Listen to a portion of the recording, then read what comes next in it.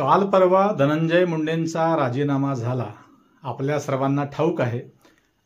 ऐन अधिवेशनाच्या तोंडावरच राजीनामा का झाला? नेमकं त्या अधिवेशनाच्या वेळीच संतोष देशमुखांच्या हत्येचे फोटो व्हायरल कसे झाले, कुणी केले आणि ते फोटो व्हायरल करण्याचं कारण नेमकं काय? लोकांचा आक्रोश होऊन मुंडेंचा राजीनामा घेण्यासाठी की तपास योग्य दिशेने सुरू आहे हे सांगण्यासाठी? ऐकूया, बघूया.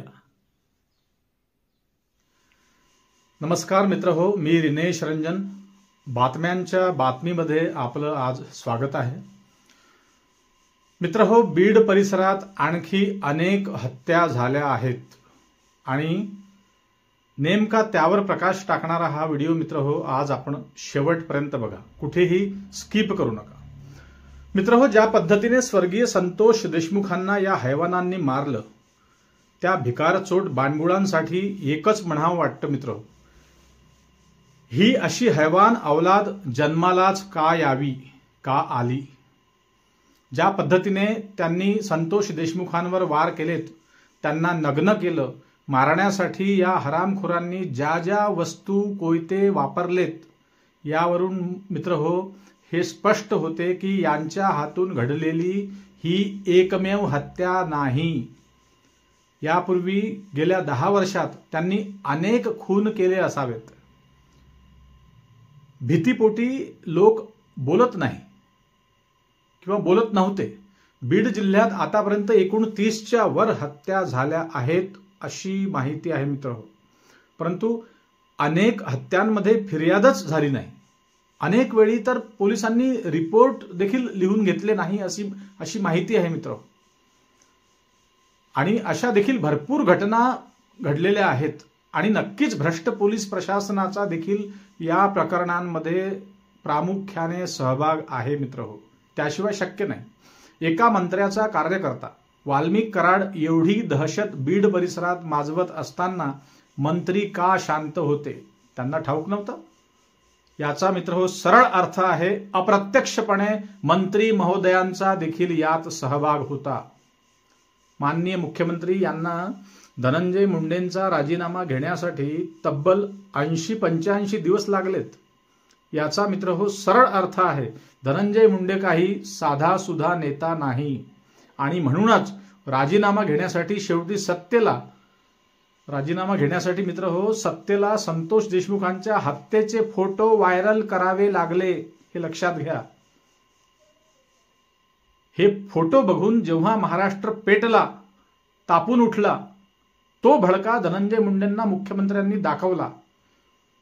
अर्थात मुंडे विरुद्ध महाराष्ट्र झाल्याचे जिवंत उदाहरण मुंडेंना आणि पवारांना दोघांनाही देणारे एकमेव म्हणजे मुख्यमंत्री देवेंद्र फडणवीस आहे मित्र.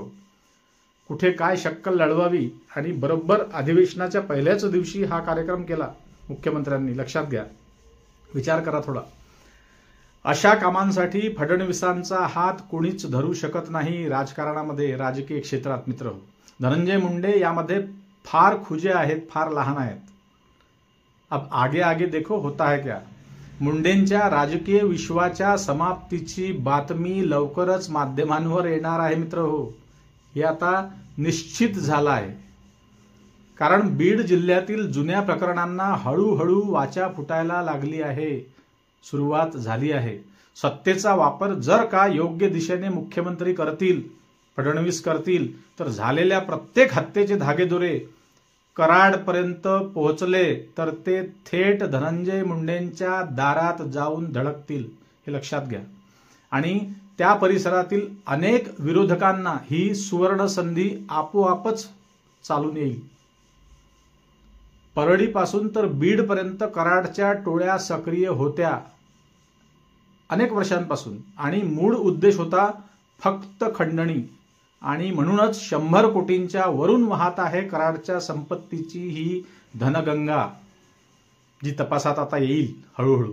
महागड्या गाड्या आणि अनेक जमिनींपैकी एका 88 एकराच्या जमिनीचे भागीदार मालक हे दोघेही आहेत. काही दिवसांपूर्वी आपण माध्यमांवर ऐकलं असेल मित्र, बघितलं असेल.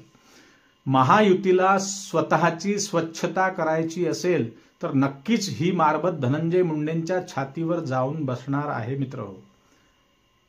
अनेकांचे कुंकू पुसणारी ही बाणगुडं धनंजय मुंडेंच्या आशीर्वादाने सक्रिय होती हे तर आता जगजाहीर झालंच आहे, सर्वांना ठाऊक झालं आहे. आणि एकच मंत्री असा नाही मित्रहो, तर अनेक जणांचे हात काळे आहेत, अनेकांचे हात काळे आहेत. आता हे सर्व उघड झालं आहे, अगदी उघड. ते केवळ आणि केवळ फक्त संतोष देशमुखांच्या हत्येमुळे मित्रहो.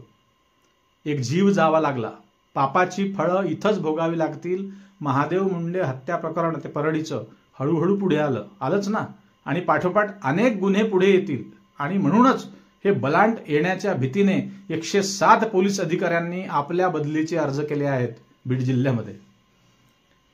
मित्रहो, या 107 अधिकाऱ्यांपैकी अनेक पोलीस अधिकारी अशा प्रकरणांमध्ये सहभागी असतील, निश्चित असतील. आपल्या सत्तेचा प्रभाव अशा प्रकारे अंमलात आणून अनेक आया बहिणींचे कुंकू पुसणारी ही टोळी अतिशय जलद गतीने फासापर्यंत पोहोचली पाहिजे मित्रहो, अतिशय जलद गतीनं. मस्साजोग गावकऱ्यांची एकता आणि धनंजय देशमुखांच्या हिमतीने हे या प्रकरणाला, या तपासाला थोडीफार गती आली आहे मित्र. परंतु शंकेचं भूत मात्र अजूनही कायम आहेच. कारण चार्जशीटमध्ये, आरोपपत्रामध्ये या टोळीचा मुख्य सूत्रधार सुदर्शन घुले आहे असं CID पथकाने नमूद केलं आहे त्या चार्जशीटमध्ये. परंतु दुसरीकडे फोटो व्हायरल करण्याचा उद्देश नेमका धनंजय मुंडेंचा राजीनामा घेण्यासाठी होता की तपास योग्य दिशेने जातो आहे हे सांगण्यासाठी होता? हे कन्फ्युजन आहे मित्र, आणि हे लवकरच उघड होईल. परंतु सध्या जनतेच्या आक्रोशाने सरकारवर पकड हल्ली मजबूत झाली आहे जनतेची. ही पकड अशीच शेवटपर्यंत शाबूत राहिली तर बीड जिल्ह्यातील आणखी अनेक प्रकरणं पुढे येतील मित्र. अनेक प्रकरणं पुढे येण्याची दाट शक्यता आहे. ही शक्यता नाकारता येत नाही. या हत्या प्रकरणाची तीव्रता असेपर्यंत फास्ट ट्रॅक कोर्टात लवकरात लवकर निकाल हाती आला तर उरलेले गुंड सावधान होतील हे लक्षात घ्या. आणि सोबतच धनंजय मुंडेंच्या घोटाळ्यांच्या फायली उघडल्या तर अनेक भ्रष्ट नेत्यांचे डोळे उघडतील. त्यांच्याही फायली हळूहळू उघडायला सुरुवात होईल मित्र हो, अशी अपेक्षा आहे. तुर्तास धनंजय मुंडेंचा राजीनामा एक नवे वळण घेऊन आला आहे. त्याचा तपास जेव्हा सुरू होईल तेव्हाच खऱ्या अर्थाने धनंजय मुंडेंचा राजीनामा सार्थकी ठरेल. मित्र हो, असो, आज या विषयात एवढंच. पुन्हा जाता जाता एक नम्र विनंती, चॅनलवर नवीन असाल मित्र हो तर सबस्क्राईब करायला विसरू नका. जास्तीत जास्त लोकांपर्यंत हा व्हिडिओ शेअर करा, लाईक करा, कमेंट करायला विसरू नका. बिनधास्त व्यक्त व्हा मित्र हो. जे आपल्या मनातलं आहे ते बोलण्यासाठी फार चांगली सुविधा आहे मित्र हो. पुन्हा भेटू नवीन विषयावर बोलण्यासाठी नव्या दिवशी नव्या दमानं. तोपर्यंत नमस्कार. जय हिंद, जय महाराष्ट्र.